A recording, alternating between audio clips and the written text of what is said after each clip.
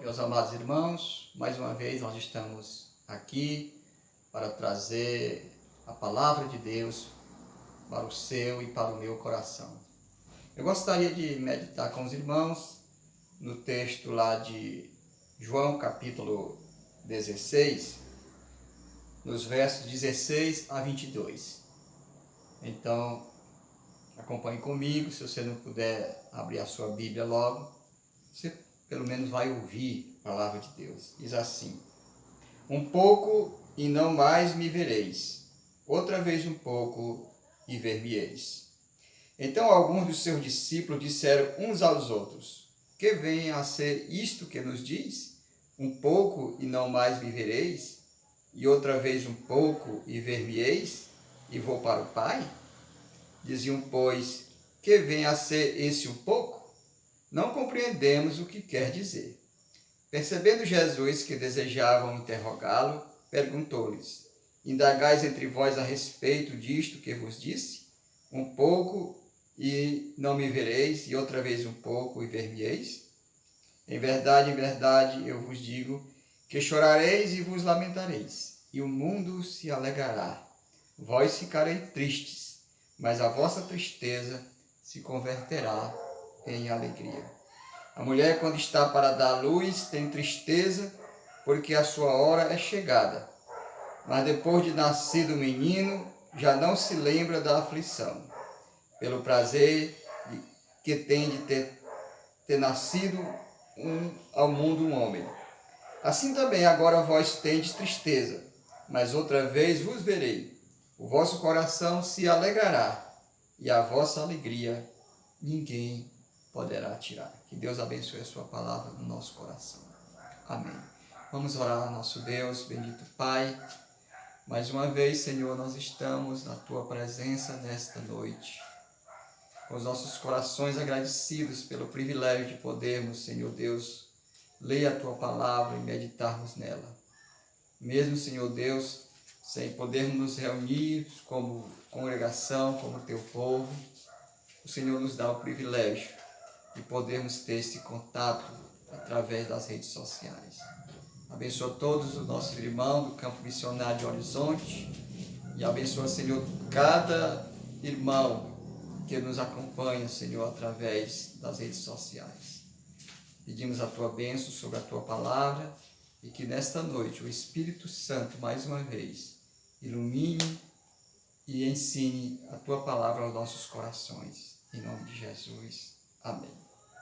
Meus irmãos, nós temos aqui um trecho do chamado discurso de despedida do Senhor Jesus. São os capítulos 14, 15 e o capítulo 16. No capítulo 17, o Senhor Jesus Cristo faz aquela oração sacerdotal. No capítulo 18, ele vai para o jardim de Getsêmani orar. Depois ele é entregue, a guarda pretoriana, aliás, a guarda da sinagoga,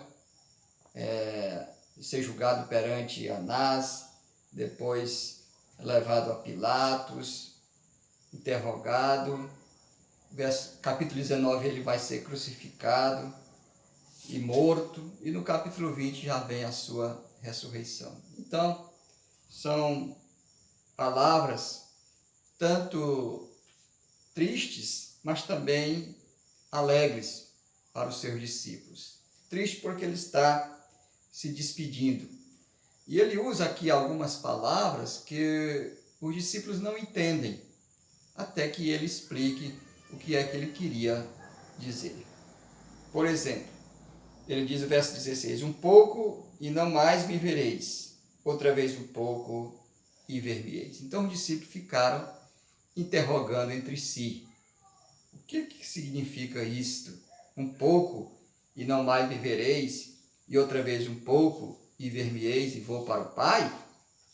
Então eles começaram a perguntar, a indagarem entre si. Nós temos que entender que Jesus Cristo não está aqui assentado, conversando com os seus discípulos. Provavelmente eles estão caminhando para Jerusalém, para o local da execução do Senhor Jesus Cristo. E então devia ter um grupo de discípulos talvez um atrás e o outro na frente. O certo é que eles começaram a discutir e perguntar entre si o que significava, porque eles não estavam entendendo. No verso 19, Jesus Cristo, então, que conhece todo o nosso coração, as intenções, sabe tudo a nosso respeito, ele percebeu que os discípulos desejavam interrogá-lo. Então ele vai fazer uma pergunta. Perguntou-lhes: indagai entre vós a respeito disto que vos disse? Um pouco e não me vereis, e outra vez um pouco e ver-me-eis? Então eles não estavam entendendo o que Jesus Cristo estava querendo dizer com isso. Na verdade, Jesus está falando aqui da sua morte e do seu retorno. O seu retorno se daria em 3 etapas.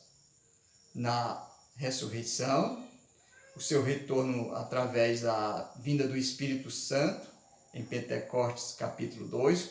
Por isso é que ele disse: eu não deixarei vocês órfãos, mas eu vou enviar a parte do Pai o Consolador.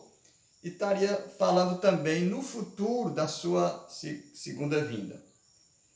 Mas os discípulos não entenderam assim, né?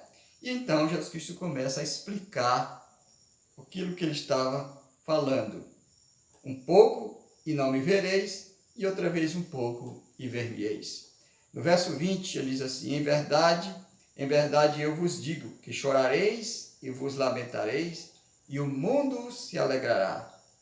Vós ficareis tristes, mas a vossa alegria se converterá em tristeza. Jesus está dizendo o seguinte: olha, quando eu for entregue para ser morto, e quando eu morrer, vocês vão chorar e vocês vão lamentar. Isso de fato aconteceu. Mas ele diz outra coisa: e o mundo se alegrará. Ou seja, o mundo vai ficar alegre com a minha morte, com a minha execução. E de fato aconteceu. Os soldados escarneciam, lançaram sorte sobre as suas vestes. As pessoas zombavam dele, dizendo: salvou a muitos, mas não pode salvar-se a si mesmo. Se tu és o Cristo, desce daí. E muitas outras coisas. Então o mundo estava alegre porque eles acharam que tinham banido da face da terra um grande impostor, o Senhor Jesus Cristo, aquele que se dizia Rei dos Judeus. E estavam todos alegres, o mundo estava comemorando, né, no sentido pejorativo, a morte do Senhor Jesus Cristo. Mas Jesus Cristo diz assim: mas a vossa tristeza se converterá em alegria. Ou seja, vocês vão ficar tristes, mas depois vocês vão se alegrar. Agora ele já está falando da sua ressurreição. E aí, para ilustrar a sua declaração, o Senhor Jesus Cristo vai usar a metáfora da mulher que está prestes, né, a dar à luz, trazer uma pessoa, um homem ao mundo. Diz assim, verso 21. A mulher, quando está para dar à luz, tem tristeza, porque a sua hora é chegada. Mas depois de nascido o menino, já não se lembra da aflição, pelo prazer que tem de ter nascido ao mundo um homem. Então Jesus Cristo vai usar uma figura bem interessante da mulher quando sente as dores de parto para dar à luz. Realmente é um momento de tristeza, de angústia pelas dores que ela sente antes de dar à luz à criança. Mas depois que a criança nasce, quando ela olha a criança, ela tem um imenso prazer e ela já nem se lembra da aflição, da dor que passou anteriormente, devido ao prazer de ter trazido uma criança, um homem, né, ou uma mulher a este mundo. Aí Jesus Cristo aplica no verso 22. Assim também agora vós tende tristeza, mas outra vez vos verei. O vosso coração se alegrará, e a vossa alegria ninguém poderá tirar.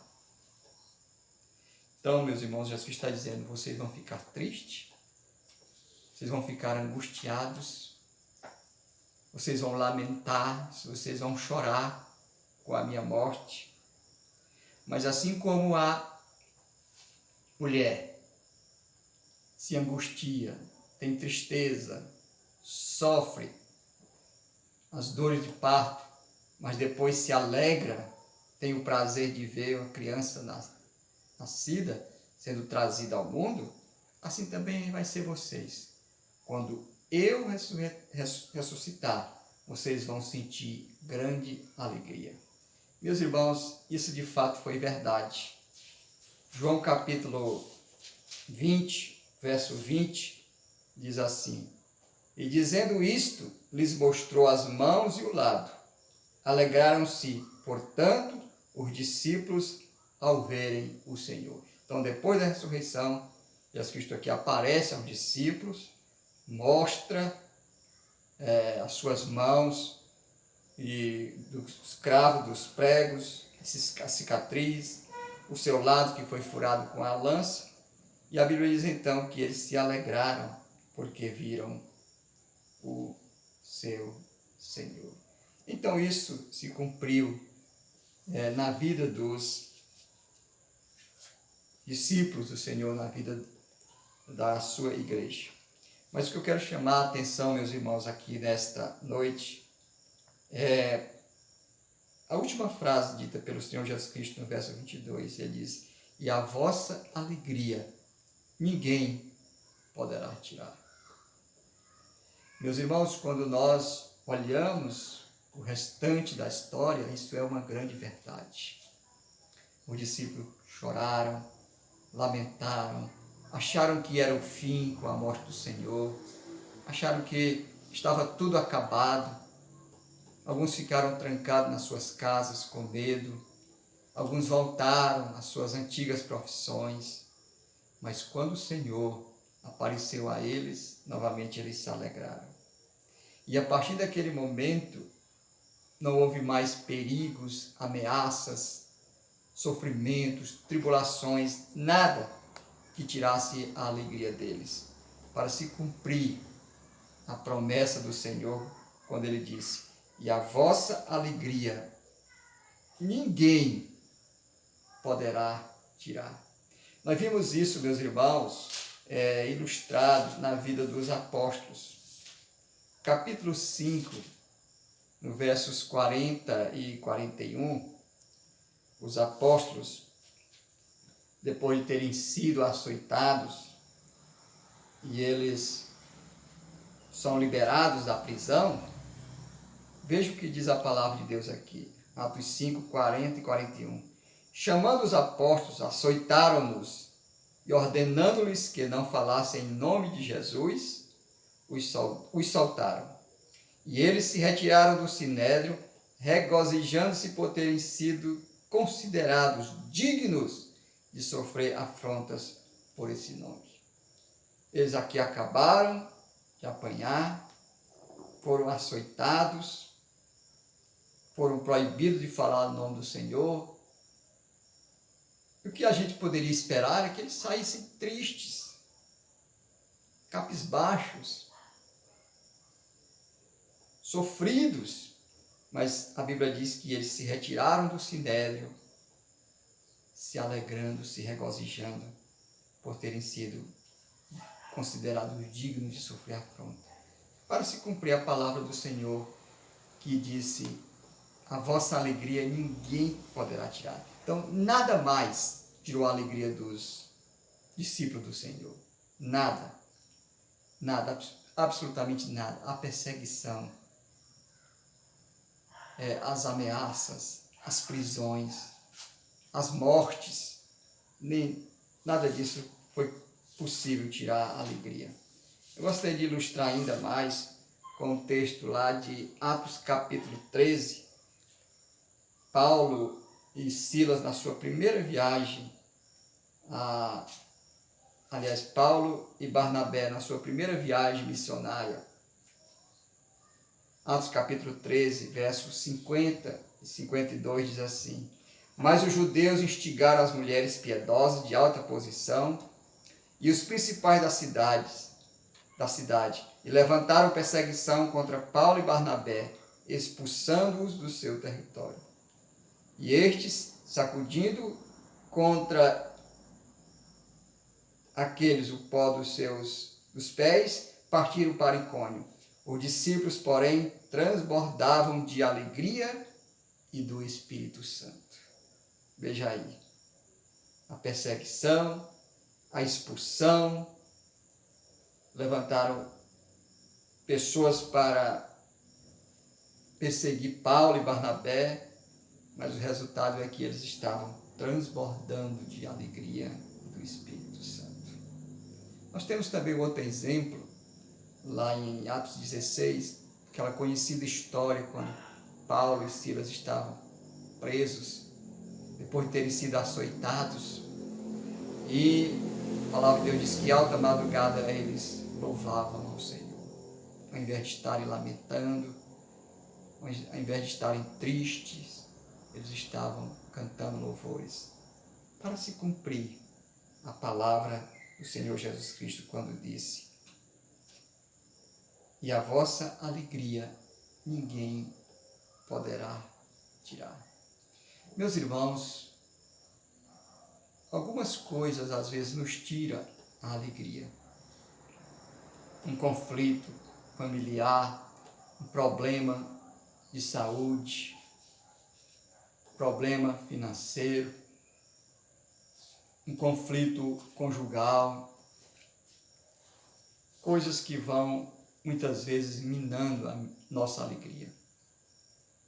Especialmente nos tempos que nós estamos vivendo. Quantas pessoas tristes, melancólicas, quantas pessoas deprimidas devido à situação de pandemia que nós estamos vivendo.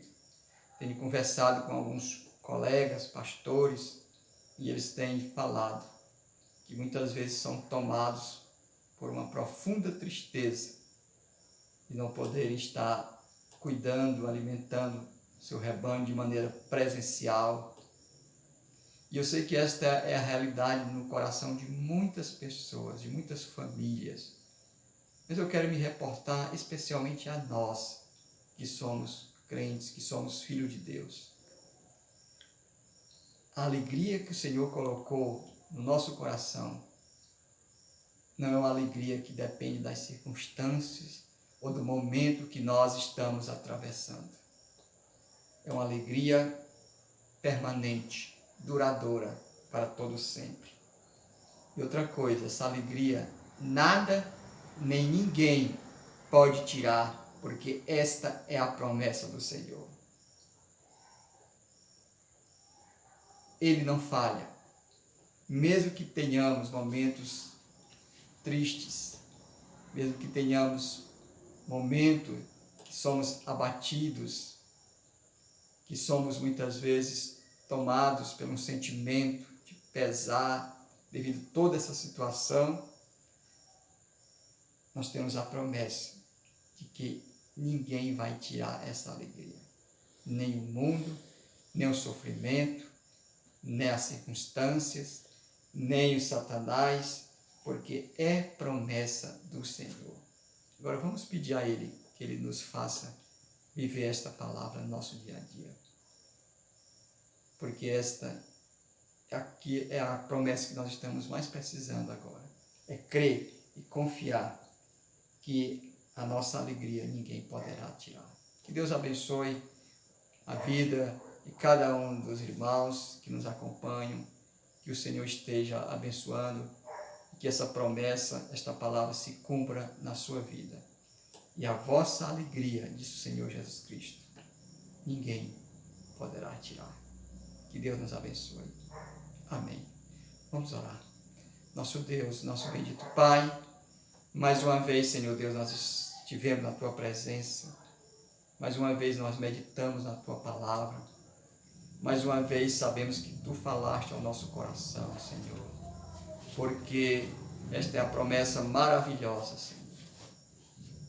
A promessa de que nada, nem ninguém poderá tirar a nossa alegria, porque a nossa alegria está numa pessoa, a nossa alegria está no Senhor Jesus Cristo. Ele é a nossa razão de viver, Ele é quem nos dá ânimo, Ele é quem nos diz não temas, Ele é quem nos dá força, Ele é quem nos toma pelas tuas mãos e nos diz, eis que estou convosco todos os dias até a consumação dos séculos. Agradecemos, Senhor Deus, pela Tua palavra e aplica a mesma em nossos corações. Pedimos a Tua bênção em nome de Jesus. Amém.